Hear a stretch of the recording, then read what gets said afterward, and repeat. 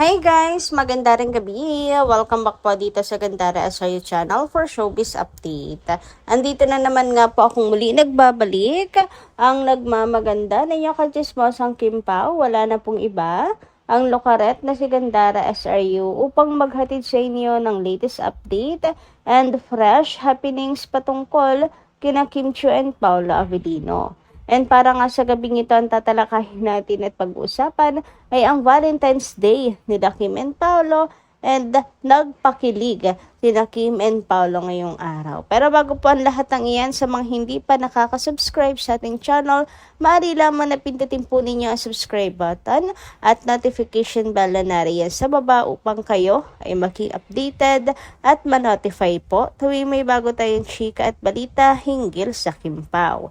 Basta mga balita na may kinalaman kina Kim Chiu and Paula Avellino, sagot na nga po natin yan. Samantala nais naman po natin na magpasalamat at unahing pag-usapan ang ilang mga komento mula sa ating mga taga-subaybay hinggil sa mga nagdaan nating balita. So first comment ka natin ngayong gabi ay nagmula po kay Norma Dayag. Sabi niya, "Good AM Gandara. No reaction of Paolo to Jericho about the event happened at Showtime last Tuesday. Kim was not present yesterday at Showtime nung Wednesday to. Yan. Take time, Kimi, for what happened to you. Always bear in mind, Kimi, ang parating inaapi at ibinababa ay siyang magtatagumpay at ang nagpapakataas ang laging may mataas na pagtingin sa sarili ay lagapak kung bumagsak. God bless, Kim Pao." Nako, yun na nga. Inaantay ng mga fans na mayroon pong say, maging say si Paolo sa di umano'y pagpapahiya ni Echo kay Kim Chiu. Pero wala po Wala pong say si Pao at nananahimik po siya. Maybe ayaw na rin pong palakihin kasi alam nyo naman na si Kim din naman po ang babagsakan niyaan. So kung makikisaw-saw pa siya, baka makasama lamang po. Alam nyo naman, ang kikitid po ng utak ng mga tao. So maybe dinadaan na lang siguro sa personal, kinamusta si Kim Chiu. Ayan, for sure naman kinamusta niya si Kimi. Kaysa naman sa mamagitan po siya, makisawsaw, etc. Baka po kung ano pa isipin ng mga netizens. Syempre para po sa atin, okay po yun. Para sa atin maganda yun. Pero yung dating kasi nito, syempre, pag nasa show business ka, kinakailangan na pag-iisipan mo lahat ng galaw mo. Kasi magkamali ka lang talaga.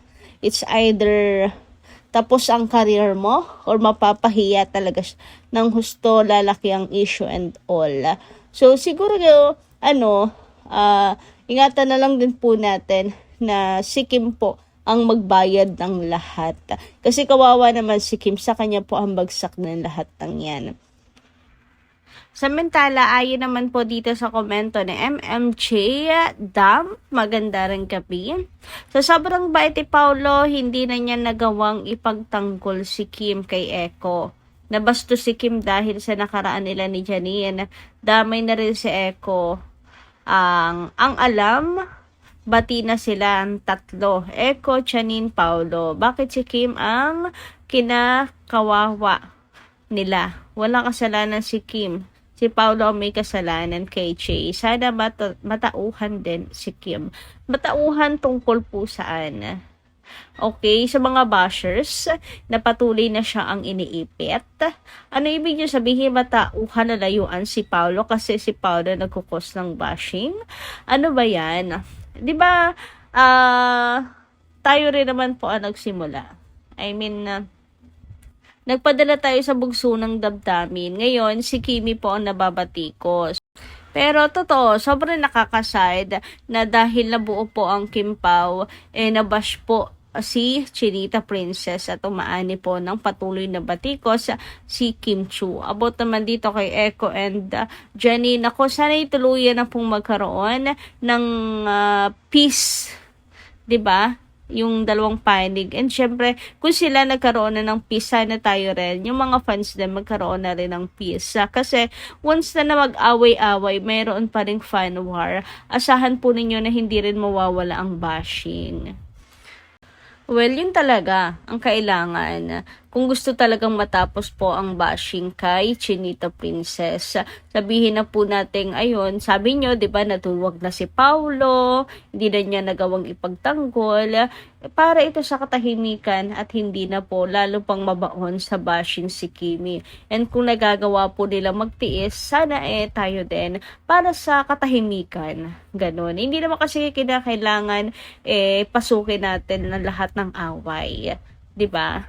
Kung gusto po natin ng katapusan ng ng katahimikan, magtiis at wag pumatol na lang sa mga bashers.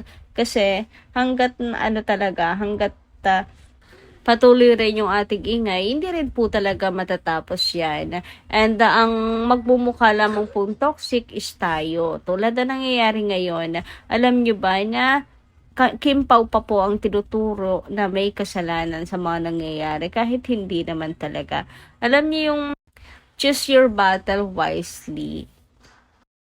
Samantala, dumako naman po tayo ngayon sa comment ni Ding Ramiliano. Sabi niya, yung relo at yung relong bigay ni Pao, sinuot din ni Kim Chan sa Thailand. Kaya nga po kahit saan magpunta po ang Kim Pao, talagang Valentine's Day. Huy! Valentine's Day, araw-araw. Kasi kahit hindi nga po sila magkasama din, napapanatag yung mga fans kasi yung may mga bagay na suot nila na konektado sa isa't isa, kagaya ng relo. Suot-suot ni Kimi noon sa Thailand since wala po si Papi. So parang kasama na rin tuloy niya si Kim.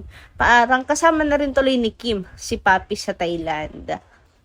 Samantala, nagpaula naman ang kilig ang Kim Pao sa Kim Pao Lancia sa kanila pong pagbati ng Happy Valentine's Day and Happy Valentine's Day sa ating lahat. Yes, may pa-fun Valentine. Grabe yun. Kim Pao lang nakagawa yan. Charot. Pero dahil po dito, talaga naman pong kompleto na ang Valentine's Day ng Kim Pao Lancia. Sabi nga nila, okay na sila dito kahit mag-private man ang Kim Pao na kanilang ganap ngayong Valentine's Day. Kahit wala pong pa-surprise. Hoy, kahit walang paayuda ng dinner date or date nila ngayong Valentine's Day, okay na daw po sila. Basta may pag-greeting sila sa mga fans, okay na rin yun. Parang natututo ng mga fans bumabawas-bawas na sa pagkasosoko, ha? Charot. Anyway, dumako naman tayo dito sa Valentine's, pero si Kimi nag-uumapaw ng blessings talaga naman. So, eto nga po ang mga post ni Chinita Princess ngayong Valentine's Day. Syempre, ang House of Little Body PH Cebu Pop-Up Store. Ayan, meron pong pop-up store ending sale up to 10% store-wide. Syempre, mga endorsement ni Kimi, ang Orochina, ang Belize, and syempre, ang Glutasea. Grabe naman nga, ka-glowing yan. Kaya naman guys, ay mag-Glutasea na rin kayo.